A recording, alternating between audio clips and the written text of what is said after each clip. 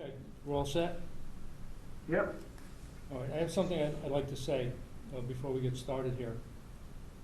I'm Bob Viglione, your mayor, and on behalf of the town council, I'd like to explain that in the wake of the coronavirus pandemic, the town and its employees are doing their best to provide a consistent level of service as we fight to mitigate the spread of COVID-19. As members of the council, we are committed to supporting our public safety officers and first responders with the necessary resources to get through this difficult time. We will continue to develop policy and take action when necessary. In doing our part to slow the spread of the virus, we, the town council, are following the governor's recommendations. Stay safe, stay home, and that is why our meeting has a new format. We are using the Zoom meeting application and broadcasting live on the Totucket TV Facebook page. Later in our meeting, you and the public will have an opportunity to comment by posting to the Totucket TV Facebook page or by sending an email to us using the following address. This is all small letters. Town manager at Town of North Branford, Connecticut.com. I can repeat that again. Small letters, town manager at Town of North Branford.com, Connecticut.com. Thank you for your patience and understanding.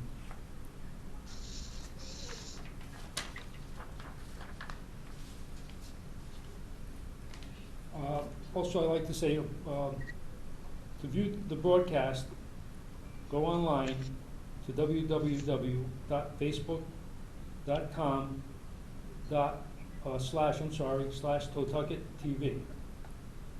For comments, use Facebook post or email comment to town manager at Town of North Branford, Connecticut.com. I want to start the meeting. This is the Town Council meeting of North Branford, Connecticut, Tuesday, March 24th, 2020. Online virtual meeting starting at 7:22. We can start with a salute to the flag.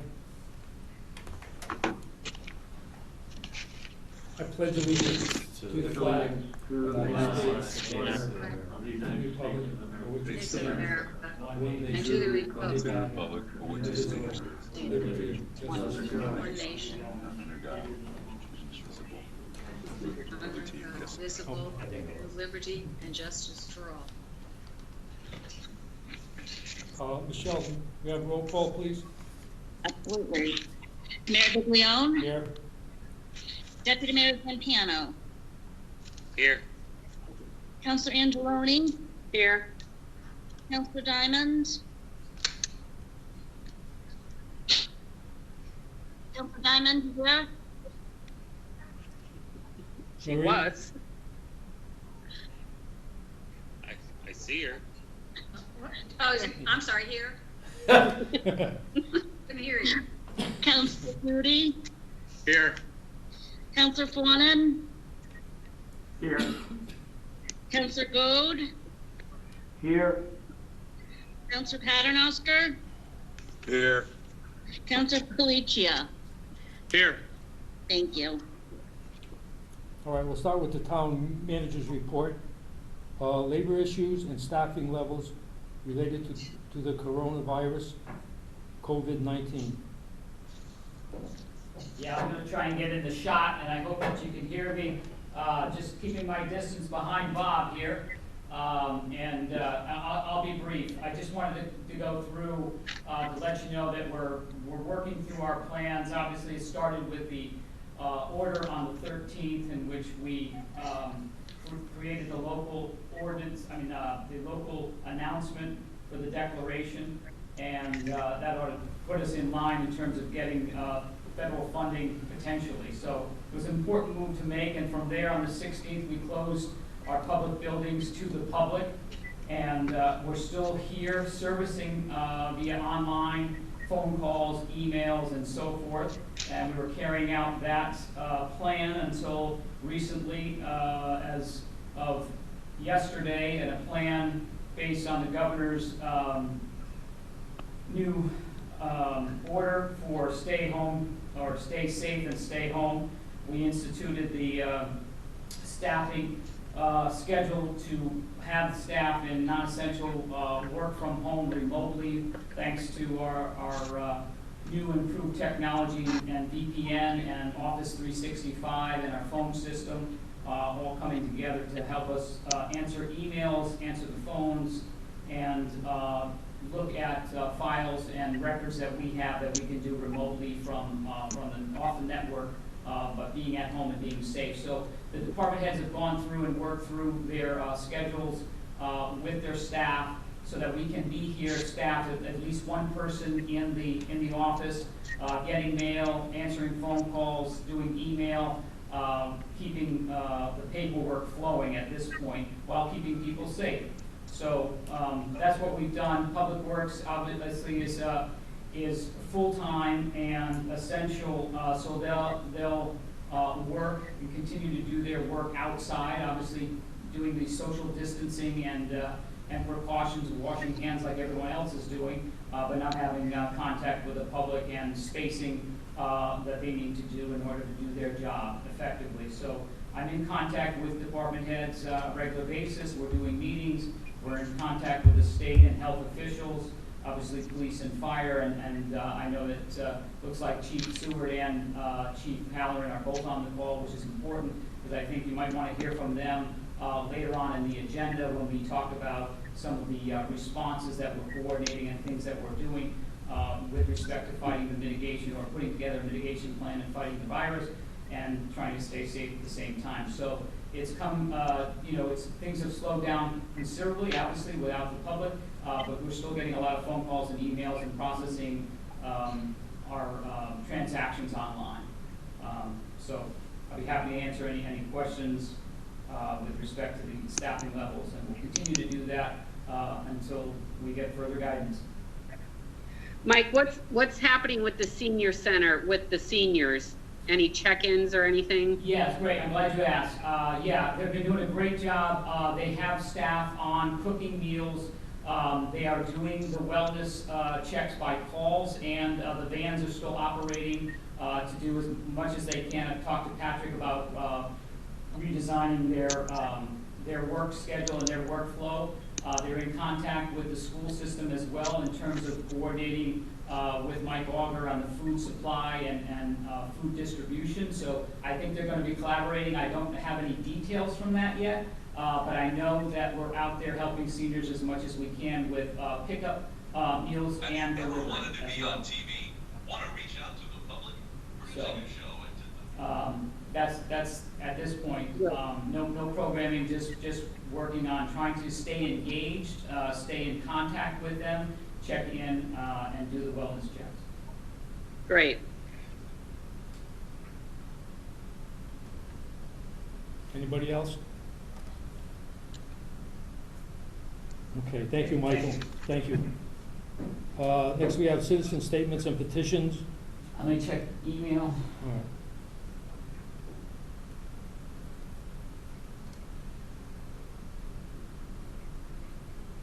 I have no emails. Okay, then we'll move. Hey, Bob. Yeah, Bob, just one comment. When you gave the email address, you used Connecticut. We got to make sure people are not spelling out Connecticut as CC instead of Connecticut. okay, gotcha.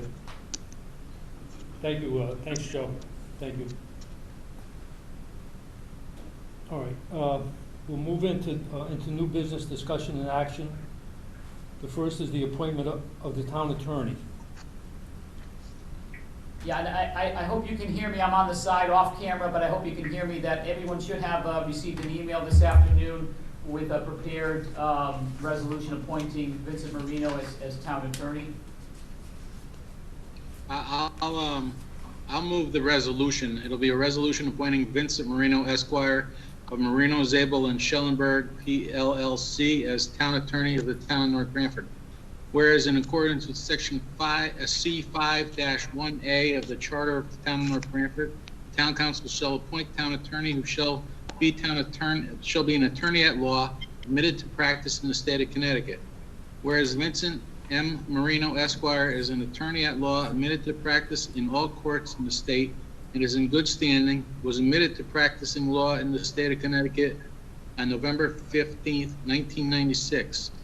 Now therefore be resolved that the Town Council of the Town of North Branford that Vincent Marino Esquire of Marino, Zabel, and Schellenberg, PLLC, is hereby appointed as town attorney of the Town of North Branford effective March 1st, 2020. The monthly retainer shall be $5,000, and the rate of work outside the retainer will be $150 per hour. Adopted by the duly noticed meeting of the Town Council on this, the 24th day of March, 2020. Second. Okay, just if we could, for the record, recognize who the second was? Marie, I think it was Marie. Marie, I seconded. okay. Okay, Michelle, did you get that? I did. Motion was made by Councilman Duty, seconded by. I don't receive the entire motion, so I'll have to get that at a later date. Okay, Hey, Bob, Good. just Yeah. for clarification, in view of the context in which we're doing all of this, I think it should be made clear to the public that this really is not a change, that this change affirms, and we're doing this to just reaffirm his appointment as town attorney, but there is no change in legal representation of the town. It continues exactly the same. okay, thank you. Anthony, you have to repeat that? No, that was good. No, thank you, Joe, thank you. And congratulations. Thank you. You need to do a roll call. Any discussion? Roll call, Mayor Viglione, yes? Deputy Mayor Zampano, Yes. Councilor Angeloni, Yes. Councilor Diamond, Yes. Councilor Duty, Yes. Councilor Fawnin, Yes. Councilor Gold, Yes. Councilor Paternoster, Yes. and Councilor Palicia. Yes. Thank you. Thanks, Michelle. Thank you. Next is appropriations transfers. You should have a sheet with 3 transfers in front of you. The first for the police department to facilitate a patrol car modem for help the mobile data terminals. The second is for the fire department to cover some significant repairs that took place recently on Tower 1. And the third is for the Planning and Zoning Commission to allow some members to attend an annual meeting. So moved. Second. Second. Any discussion? Anthony, on Tower 1, that was engine repairs? Negative. It relates to the tower, the ladder mechanism. I think it's Okay. hydraulics. I think it was Hydraulics and- yeah. Thank you. Okay, I didn't get who made the motion. We're not gonna do that? Rose made the motion and Marie seconded. Okay. Roll call. Do you want me to go through each person or just do any dissents? Whatever's easier for you, Michelle. I don't know, in this format, I just was wondering if Yeah. it would be easier to do it with all in favor, any Yeah. opposed. Yeah, we can do that. That'll speed it up a little bit too. Okay. All in favor? Yeah. Aye. Aye. Aye. Any dissents? Okay, thank you. Okay. Next is contingency appropriations. There's no contingency appropriation at this time. Basically, that's on there just to plant the seed that as we are incurring some extraordinary expenses that we hope to be FEMA eligible, there will be typically a 25% local share. We're capturing all these costs and creating separate accounts for them so that we can be easier to submit for reimbursement. But there will be a 25% share of whatever cost we incur that will be the local share. So I just wanted to plant the seed that we don't spend contingency down to zero because we are going to need some money out of it. Don't have a firm number for you yet, but just wanted to recognize that fact that we are going to need some contingency money to cover our share of these COVID-19 expenses.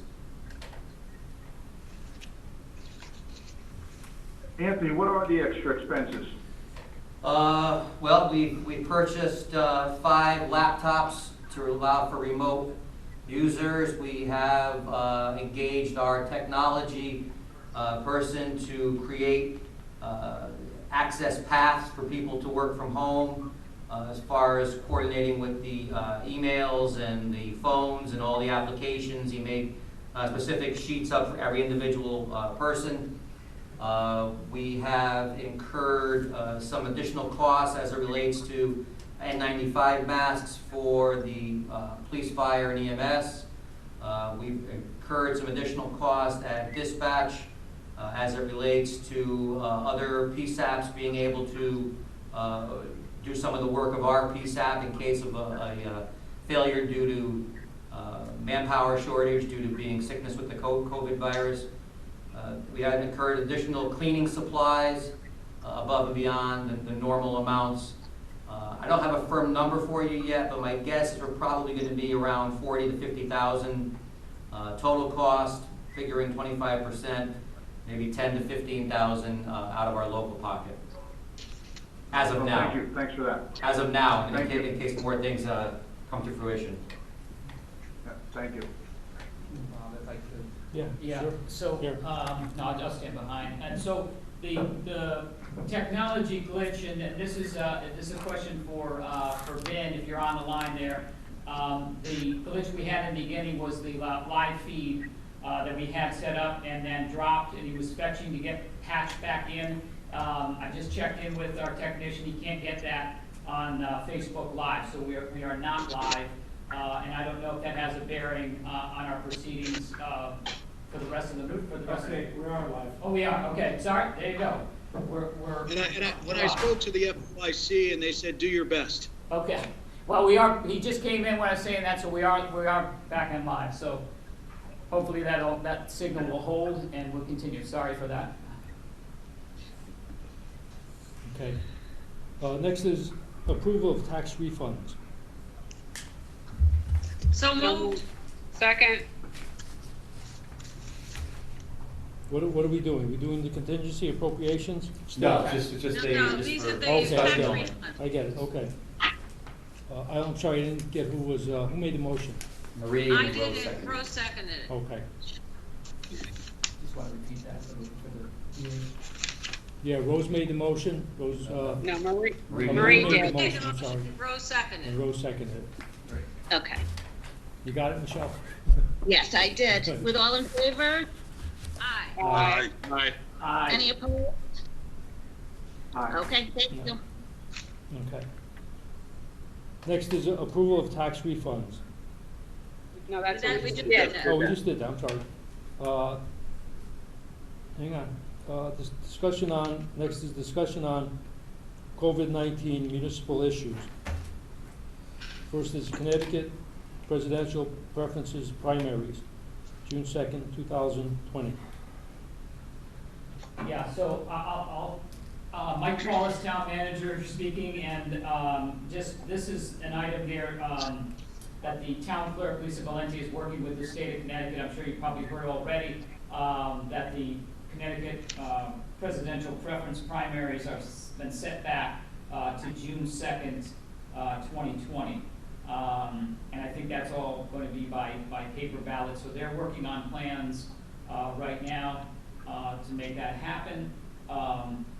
But it has an impact on the budget going forward because depending on where we go with the schedule of the budget, the referendum could have a bearing in terms of where we place the budget in terms of before or after. And I thought in the beginning, before I heard about going to paper ballot, there would be an issue if we had a regular machine vote at the referendum at the schools. The machines would have to be locked up for 14 days. So we wouldn't be able to use those facilities like we would for the referendum on the vote of the budget, but that was all prior to the executive order that just came out, 7I, that gives the municipality the opportunity to conduct and pass a budget without a vote, in-person vote.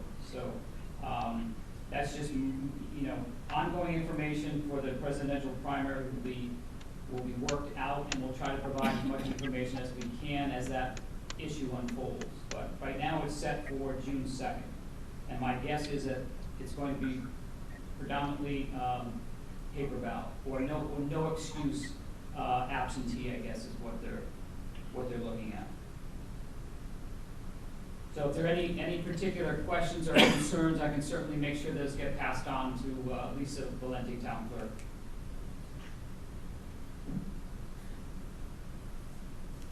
Okay. Next is municipal budget. Yeah, so the email also had a memo, 3-page memo from Lynn's office, and then maybe you want to speak to this, but I think it was very helpful in understanding 7I gives us gives great latitude, and I guess we're all just still trying to process and understand the guidance with respect to that order for voting with respect to the budget and how it pertains to the budget. So I think this was helpful, and I hope everybody had a chance to review that. So I think the first question is whether or not you feel you need a 30-day extension on your budget-making process. If you do, Executive Order 7C, Section 5, requires the legislative body to vote to extend that period by 30 days, providing your budget deadline is prior to May 15th. When I reviewed your charter, the referendum is required to be held the second Tuesday of May, which would be prior to May 15th. So you do have the ability to extend the budget making process by 30 days if you feel you need it. We could always put that on next meeting's agenda. You don't have to take action tonight. I defer to the town manager as to whether or not we need the extra 30 days. The most recent Executive Order 7I relieves the town of any in-person voting requirement. So to the extent you were obligated by charter to go out for a referendum, you no longer have to do that for purposes of your fiscal year 2021. The legislative body can authorize the budget making authority to adopt the budget and set the mill rate. So since the town council is that in the town of North Branford, functionally the town council can vote to adopt the 2021 fiscal year budget without going to referendum. Okay, thank you, Lynn. Michael, you? Yeah, so to the first question about the extension of the budget process, that's where we're looking for guidance and looking to see where the council is. Obviously, it was a non-starter. We didn't even get started with respect to our budget meetings and workshops. So, and again, part of the agenda talks about the meeting schedule going forward. I think it's about the first order of business is about the budgets.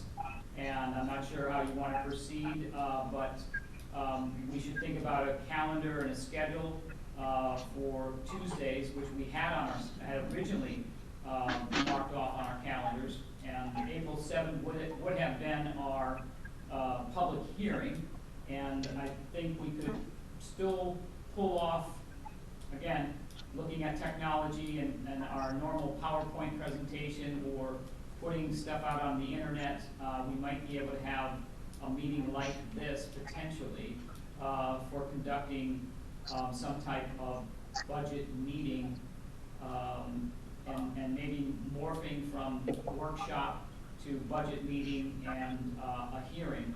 But I'd like to hear from the council and your thoughts on how you want to proceed, because it's really, it's wide open right now. I think we need the extension. We haven't had a chance, we haven't heard from any department heads. We haven't had a chance to really talk about the budget. I think personally, we need the extra time. Yeah, so do I. I'm in agreement with that. Even if we don't use all 30 days, I think we should, Should ask for it. yes, and then just,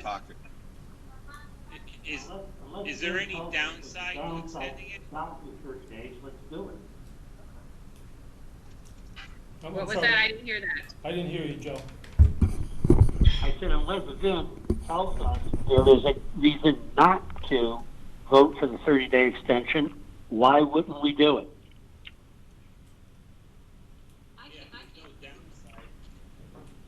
I agree. I think if especially it seems like everybody's on the same page, if we're crazy not to do it with everything that's going on. If we don't need it, we don't need it, but it's better to have. Okay, that makes sense. I agree.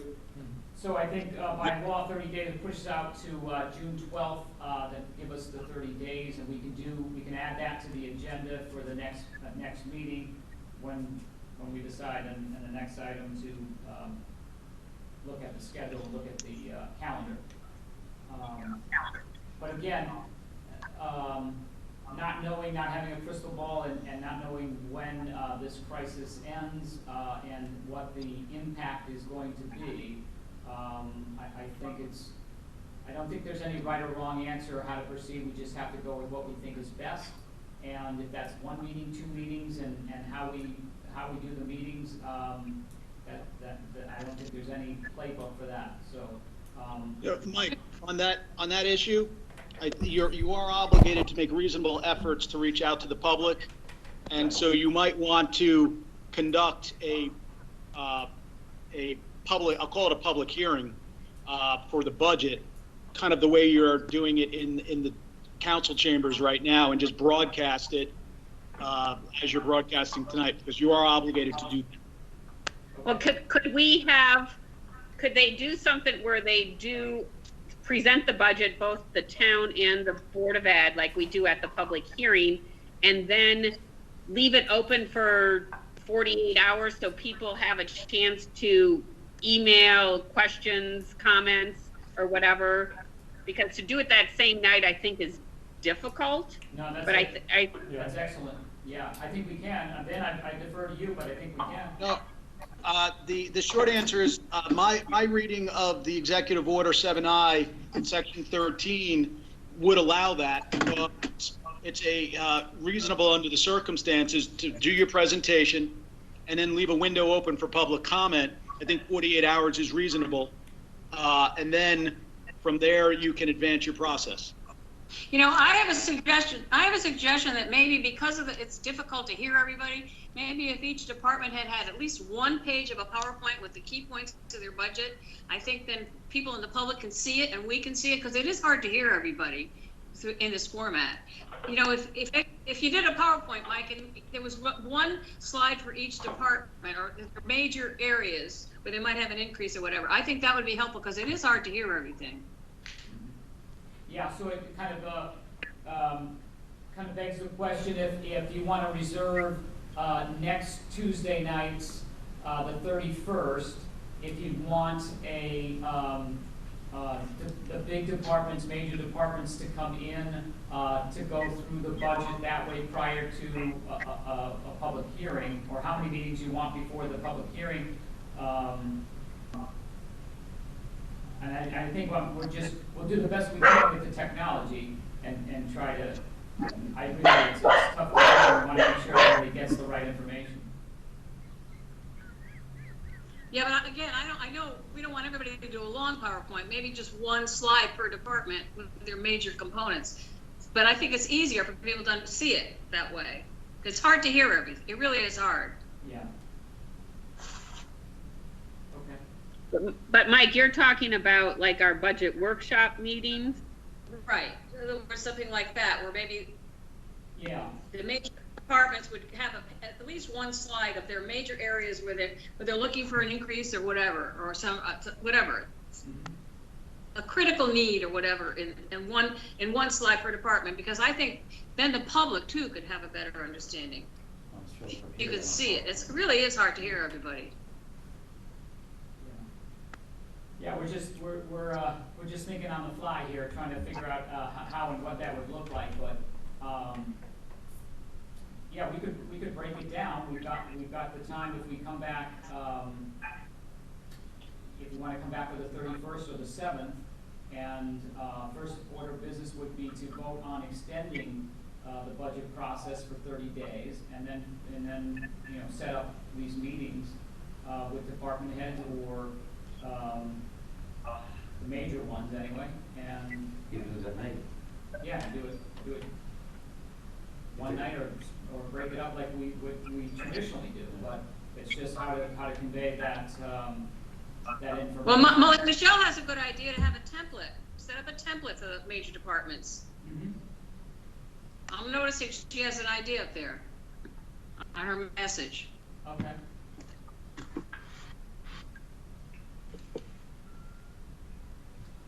What do you think, Rose? Yeah, I mean, well, we have to decide, do we still want to do the workshop with the major departments? And in addition to the workshop, still have the template and have a PowerPoint so that when the town does the budget presentation at the public hearing, that's included in it. Okay, that's the way to do So it. so are we doing both of them? I think we should. I agree. But again, I feel that something with a template would be helpful for us and the public. Right. Okay. So do we want to follow the same departments we had traditionally followed and break those up and or put them all together on a condensed template and presentation? Yeah, I think they could work on something like that. I'm not sure how long we're gonna be strapped down with this before it levels out. So Yeah, that's my. I wanna try to set up too far ahead. Yeah, well, I was just thinking, it's a good point, Mike. I was just thinking that, what we know is the schools will be out until the 22nd, I believe, is the recent guidance, from the state. So, yeah, I think we're just gonna try and pack as much as we can into April and use technology, modify the technology, or modify our meetings to fit technology. And Right.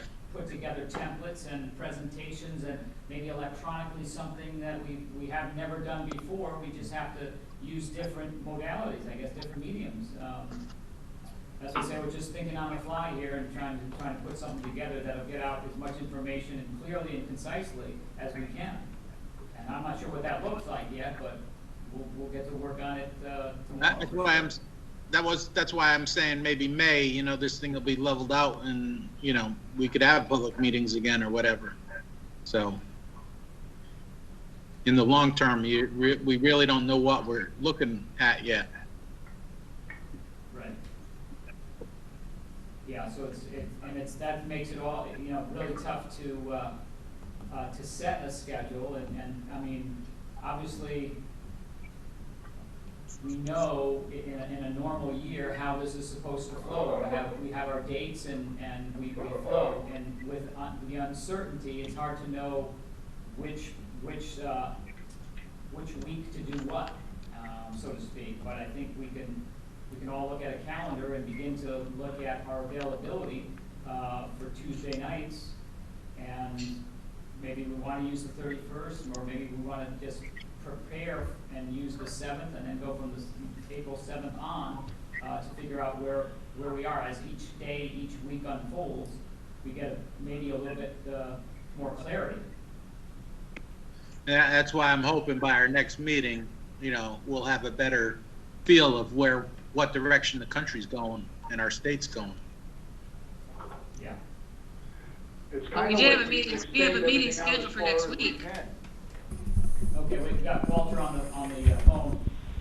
Go ahead, Walter. Well, I think we should extend everything out as far as we can till we actually know, you know, I mean, do everything we have to do, but mainly, because like everybody's saying, we don't know where we're going right now. We have no idea. I mean, how do we make any real decisions when we don't know, things might be great in 2 weeks, but things could be horrible in a month. We don't, you know what I mean? It's just it's weird, put it that way. Yeah. That's kind of my thing is, it's like, almost like everything's on hold. It is. Yeah. I think we have to plan one step at a time. So, just, we need to maybe plan a workshop, see how that goes. Because we're not going to do all the workshops in one meeting. Right. Just do one, and then hopefully as we progress, we'll be able to reconvene as a council at some point, maybe towards the end or to the middle of it. But we should just do, maybe do some smaller workshops first. It might be easier,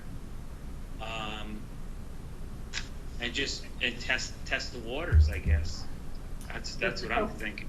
So Yeah. smaller ones would be library and park and rec. And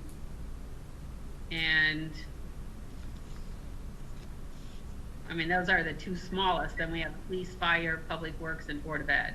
So we did have some scheduled for next Thursday. I think we should start some budget workshops with departments. Next week, on the 31st. Well, we had some scheduled. Right. It may not be those that were originally on the schedule. So if we wanted to start small and do just 2, library and park and rec, and see how that goes. I think that's a good idea. Yeah, because I think I think it's a good idea because it's kind of we're in uncharted waters here, Right. in a sense that we want to make sure we do it correctly, and it'll help us. I think it'll help us learn as we go. Right. I like that idea. Yeah, so maybe what we can do for the 31st is that, the vote to extend the budget and bring in library and park and rec, and see how that goes. That's fine. That's good. And then, of course, the following week is the 7th, which is a regularly scheduled town council meeting. Obviously, it would have been our public hearing, but it is again, I have to defer to Vin on this, if they are, because we're virtual meetings, that makes them special meetings, or are we in the regular meeting mode when we get to April 7th because it's been posted? Because that gives us more flexibility and latitude to add something to the agenda that we might not have thought of going forward. So I'd like to have as much flexibility as we can in case something comes up. So, Ben, would 7th be considered a regular meeting, or are these all special meetings?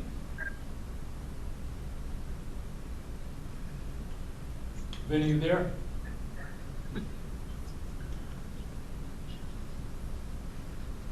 Can you hear me now? Yeah. Now we can. Your regular meetings would still be the ones that you posted for the year. Yeah, great.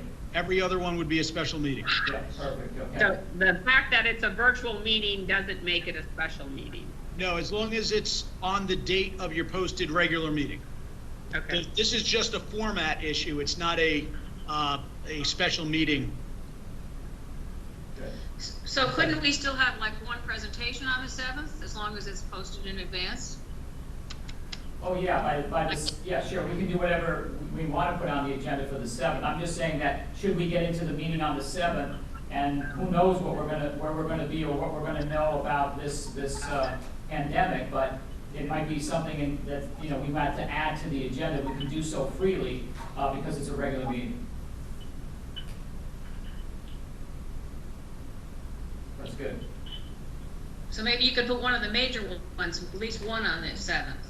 Sure. You mean a budget workshop? Well, You're talking- as part of the regular meeting, have a presentation, like maybe at the end or before, Okay. like maybe the Board of Ed or something at that point.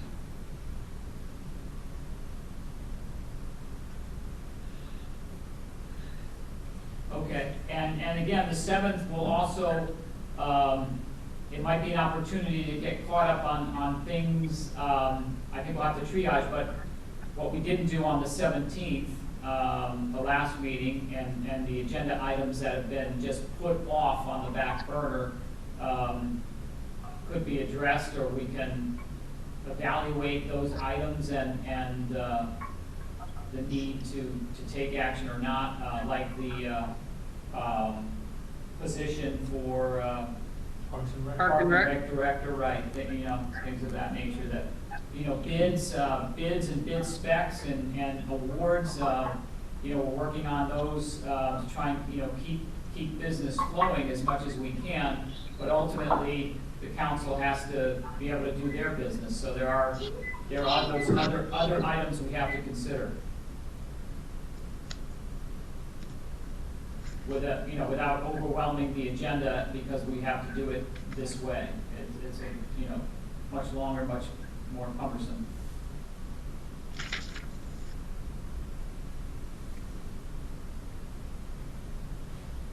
Okay, so the plan is to have 2 budget workshops next Tuesday evening, and to vote, and to have the vote on extending our budget.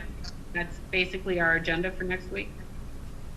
Yeah, unless there, it would be a special, it'll be a special meeting, because it wasn't on our calendar. So it'll be a special meeting, but we can add, if there are other items we want to add, we can add. I just have a concern about the Park and Rec Director. I thought that was more of a priority position for us to do something with.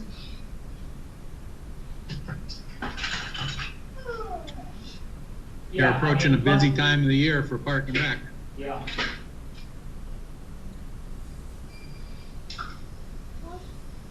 I don't know how much more we need besides a resume, and try to move that position along.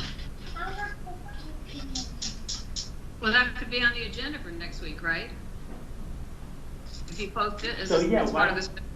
Why don't we put it on the agenda, and if we have to continue it, we continue it, but at least we have the ability to talk about it if it's there. Right. I agree to that one. Sounds good to me. What was that? I didn't hear that. I agree with Joe on that. Put it on the agenda, Mike. Mike, do we have only one candidate for that now? The other person dropped out? Right, that's correct.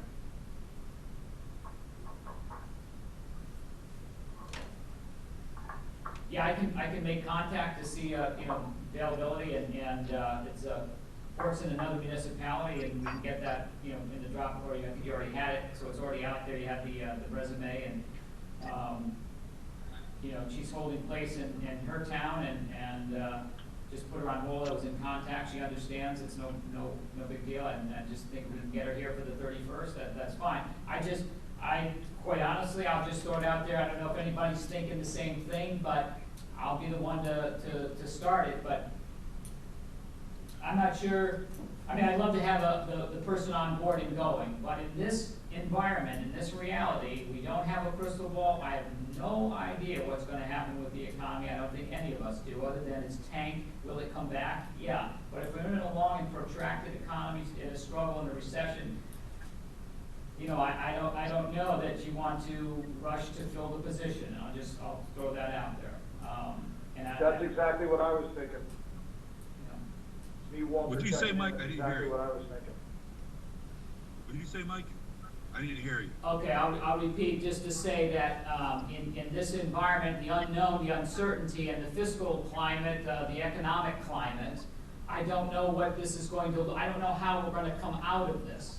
I don't know where we're going to be, and to say that, you know, could we survive, you know, just prolong the appointment? Yeah, I've got Patrick here, it's probably a commitment till May. I don't know that we, you know, will rush, but I don't even know where we'll be in May or June. And if the economy tanks and goes south and the state goes with every, you know, I don't want to be gloom and doom, but I'm just saying cautiously that I have no idea where we're going to be when we come out of this, and what our finances or what the economy is going to look like when we come out of this.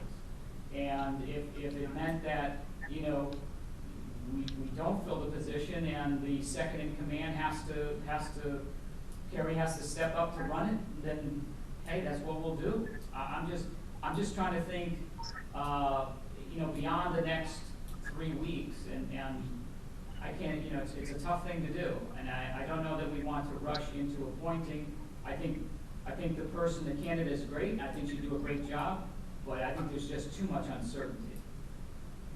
Hey, Mike? Yeah. I think you're right, because Carrie is new to the position, but me being an employee there, I think she stepped up pretty good, to be honest with you. She's handling it pretty well. So if we had to wait and see, I think we're in good hands, to be honest with you. Yeah, and that's just that's just one thing. The entire budget, I think the council has to look with a different lens. You have to look at it. This is not a traditional budget season, and God, I hope the modeling and projections are wrong, and I hope the economy snaps back, you know, and we're all made whole again. I hope so, but I got a feeling it's like 2008, and it maybe even worse than 2008. I don't know. Yeah, but also, Mike, not at camp. What's that? That's why I spoke up. Mike, I think that's a wise and responsible point you're making. Yeah, I think because that's very important, not to rush into something, because, you know, we see what the economy's doing right at the moment, and we have no idea.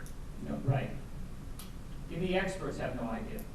It's uncharted. It's unprecedented. So there's no way to know. Lou, do you want to say Mike, and something? that's why I spoke up before, Mike, and said we should put everything off as long as we can, just to see what happens in the next. I mean, everything we put off can't hurt, because we don't know where we're going.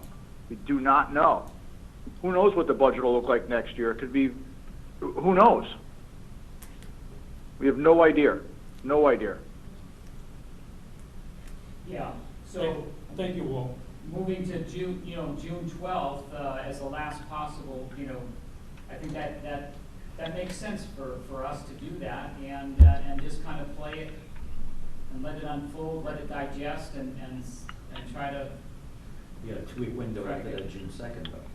Yeah. So you can't have it June 12th. We can if there's no machine. Yeah. And it was just asking about it, you know, the traditional, you know, if we use the machines, they'd have to be locked up for 2 weeks, but if they're gonna go to no excuse balloting and everybody votes that way and no machines, who knows, but again, if we're still in lockdown, by June, we're in real trouble. We're in a lot, if we get through, we're in lockdown in the next 3-4 weeks, we're in trouble. I just don't know how it's sustainable. I just don't know. And so if it's not sustainable, what are we supposed to do? I think we need time to sort through and think clearly and logically about it. In that context, Mike, I think the one thing you also want to think about are timeframes for dealing with the POCO Festival.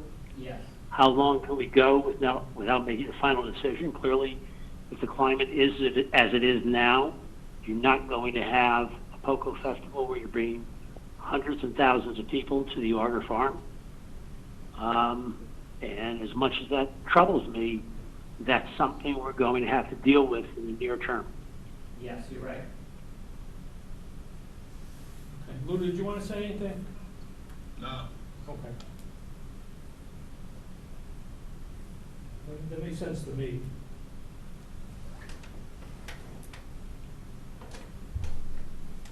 The only thing with Mike also, Pat might not have camp this summer. Right. His camp might be canceled, Pat. You know, based what's going on, if he needs us to go to summer camp, that might cancel. Pat. So, I agree with you.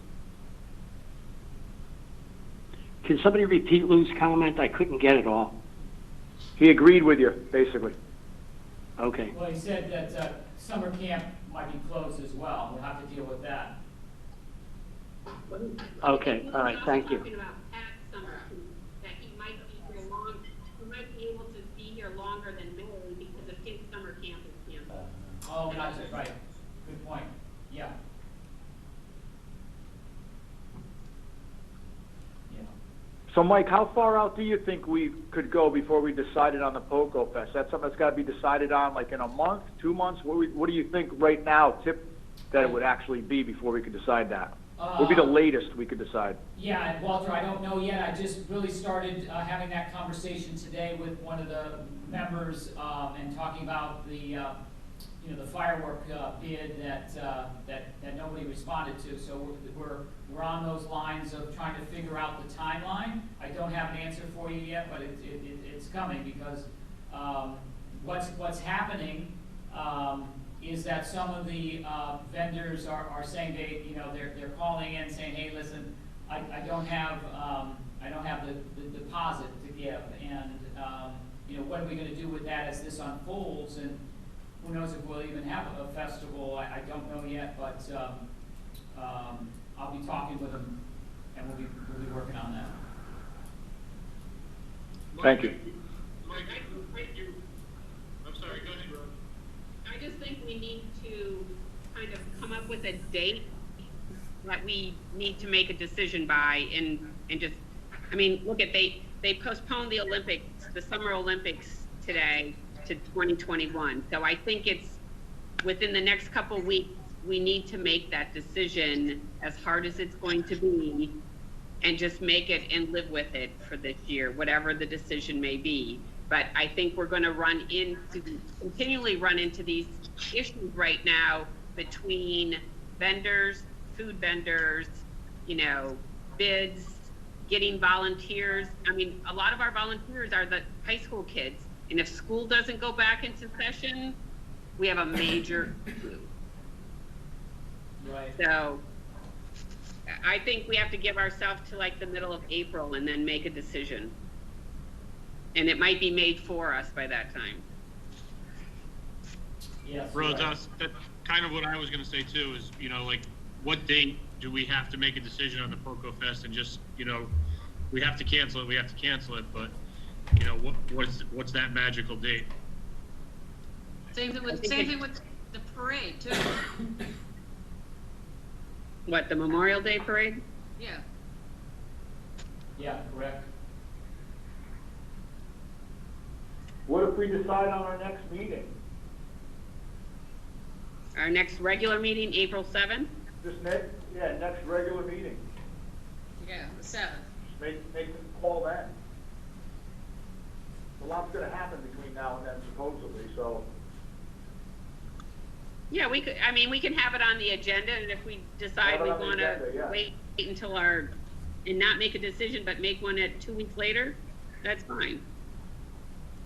But it can be on the agenda, and we can talk about it and see once, but it has to be sooner rather than later. Yes. I agree.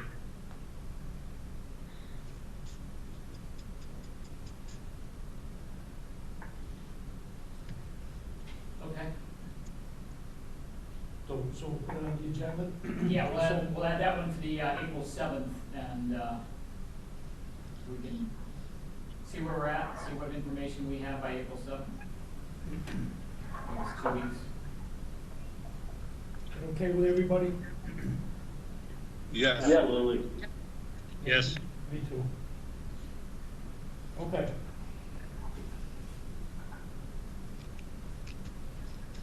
All right. So,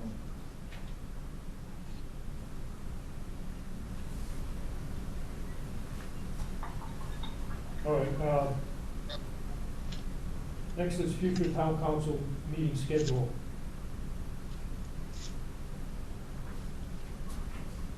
yeah, so it looks like the 31st, we're okay with the 31st, Yes. Yep. and then the 7th. Yep. Yes. Yes.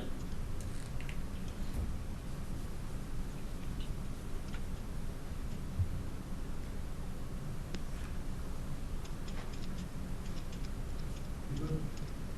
You all set? Yeah, I'm good. Okay, next I have citizen statements and petitions, but before I do that, I just want to, because of what Joe said before, I want to make sure this is done right. Use Facebook post or email comment to town manager at town of North Branford, Connecticut.com. CT. CT.com. CT.com.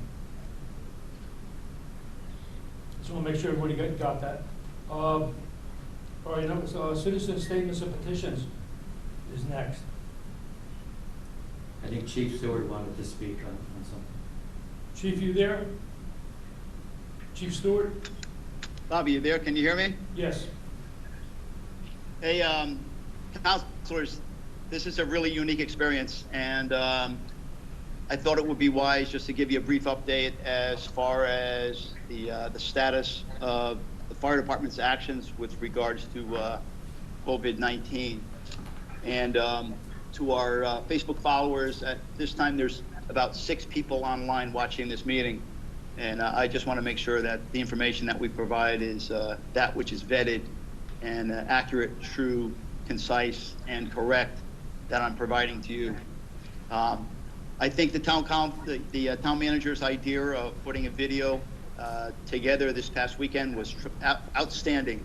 And I have to tell you that Chief Holloran's father-in-law, Bob Daly, did a tremendous job working with us at Town Hall and putting that together and getting it posted. I think it's a great way to get information to the public about what the town has done so far. From the fire department's point of view, we have been working on a daily basis collaboratively with the police department, and I know Chief Holloran and Deputy Chief Lovelace are on this video call, and I'm sure they'll have information to pass along to you. I hear everybody's opinion, and we hear the opinions of many medical professionals from Washington to the state and to the local level about what lies ahead. We have daily conference calls with our medical director from the Yale Center for EMS, and we're being told at this point that in about 2 weeks we can expect to see a surge in the number of COVID-19 patients. They've taken extraordinary measures to outfit sections of Yale New Haven to potentially take on new patients. And with that said, I've directed Deputy Chief Esposito to forecast 2 weeks from now the potential for upstaffing our 2 additional units. So we're going to, at some point, look what a staffing model would appear to be with 3 units on duty at least during the 8 to 6 shift, and that will be anticipate of a surge occurring. And again, this information is very fluid, and if changes do take place, we'll be very fluid with that as well. There's been some discussion about testing first responders. Yale has a policy to do that. As of today, they're recommending that we take the temperatures of our personnel as they report to work on a daily basis, and a temperature of 100 degrees Fahrenheit and above is considered a temperature, nothing less. We continue to take on voluntary donations of PPE from our citizens. They're being distributed as appropriate as could be. Similar to what we receive from the state, many are expired and many have alternate uses. So besides equipment that we have ordered, and that kind of goes back to the contingency funds that was addressed earlier, we're working on basically a wait and see of when this equipment will be delivered. At the present time, we are stocked fairly well. I can tell you this, I forwarded to our department staff and the town manager today what our calls for service looked like last month, this month, and for the same period last year. And all fire chiefs have agreed, and we converse on a daily basis, that our call volumes all around have dropped significantly. The ERs are seeing less and less patients, and that's very well predicted.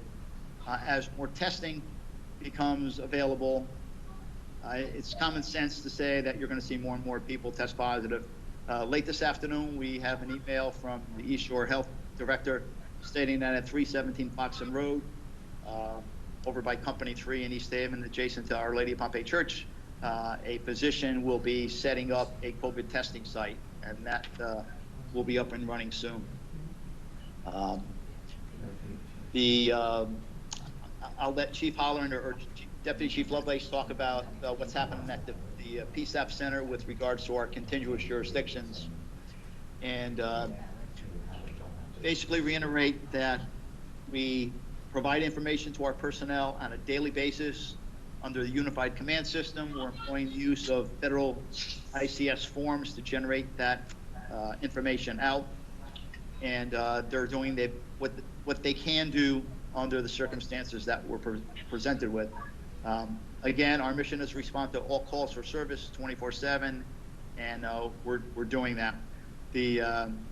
As some people call it, the Delta or the unknown becomes if our responders are exposed, and even if they're using proper PPE, there could be a waiting period. If they're exposed to someone that has not been diagnosed and the signs and symptoms are not parallel to that which we are seeing now, which have been expanded, the potential for losing people for a 14-day period is real. You probably saw in the news tonight, New Haven PD and New Haven Fire are experiencing that now. I can tell you that contiguous jurisdictions have seen that and are experiencing it as well. So that's a real threat to our ability to provide service.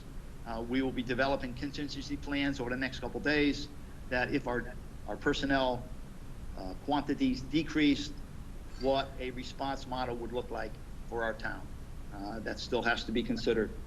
So contingency plans, continuity of operation plans still have to be developed with that said. So if you have any questions, I'm available 24/7. Send me a text, and I'll turn it over to Chief Holleran. I'll mute my microphone now. Thank you. Thanks, Bill. I'm going to have Jim talk about the PSAP first, and then I will follow up with the status of the PD. Jim's been working on the PSAP end of it. Go ahead, Jim. You hear me? Yep. Yes. Yep. Okay. Technology. So with the PSAP, we've been in talks with the region. Especially our 911 rollover dispatch centers, making sure everything's configured, not only just for the PD, but also for the FD tones and text messages, which are extremely important in getting their first responders out to the proper calls, the proper scenes, and the communication. We're following new protocols set by our EMD, which is how we dispatch our calls. All our dispatchers are following that protocol with certain questions, which evaluate and try to get the best information to the medical personnel who are responding.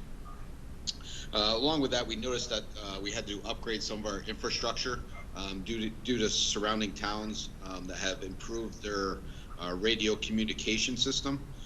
So that's what we've been working on within the last 2 weeks, where we're finally up and running, just to have that continuity of communications between different PSAPs. We've identified plans and put plans in place and still evaluating further. Our fear is losing a dispatch center and have to rolling over calls, and then coming up with contingency plans that, one, either how to decontaminate the area, or two, how do we get our personnel over into another area to be able to dispatch and not have that other town be overwhelmed at the same time. So those talks are continuing. We have those plans in place that'll work now, not only just with the radio communications, but with our CAD, our computer-aided dispatch system. So we got a lot going on, but we have the constant communication between all our partners, and we're working on it. Thanks, Jim. So the status of the police department, we are fully operational. Just like the fire department, our call volume is down. We've identified target areas that we're focusing on, such as grocery stores and closed businesses, in the event that there's any problems there. Currently, we have one employee that's self-isolating, asymptomatic, but expecting to return to work. Like the deputy said, we're working closely with our local police departments in the event of staffing, if the staffing levels are impacted by the virus. We're working daily communications with Connecticut Chiefs of Police Association, trying to develop contingency plans in the event of large staffing problems, issues, but we're running into a roadblock with municipal police departments getting statewide powers. We would probably enact the mutual aid agreement with the South Central region that we're associated with, if it comes to that point. We've modified some of our responses, particularly responding to medical sick calls.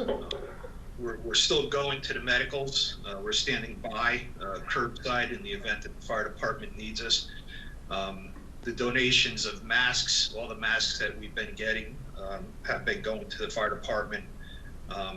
So the fire department has also modified their response to sick calls, limiting the number of people that are going into the to the resident or wherever it might be. We're still responding to all medicals that are life-threatening calls for service. We have recently suspended fingerprinting services until further notice to minimize our contact with the community. We also just started a schedule to disinfect the patrol cars 3 times a week, and that's pretty much where we are now.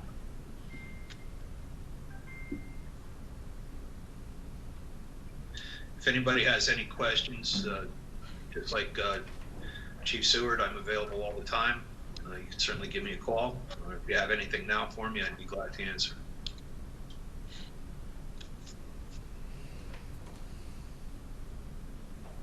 Thank you, Chief. Thank you, Chief. Got one email. So, we did get one, email from, Cliff Potter, who has, responded on the subject of the Cocoa Fest, either cancel or have it, but don't change the date. So, just enter that into the record, Michelle, that the, one, public comment via email from Clifford Potter. Got it, thank you. And if I could, just also say thank you publicly to Chief Halloran, Deputy Chief Lovelace, and Chief Seward for assisting me in the public service video. It was a great effort. They helped me out a lot, and it was just a great collaborative effort, and I appreciate your help, gentlemen. And the council should know you've got some great professionals on the front lines there, as you know already, but going above and beyond, and we'll get through this because we've got a great team. Thank you, Mike. Thank you. Next, I have adjournment. So moved. Second?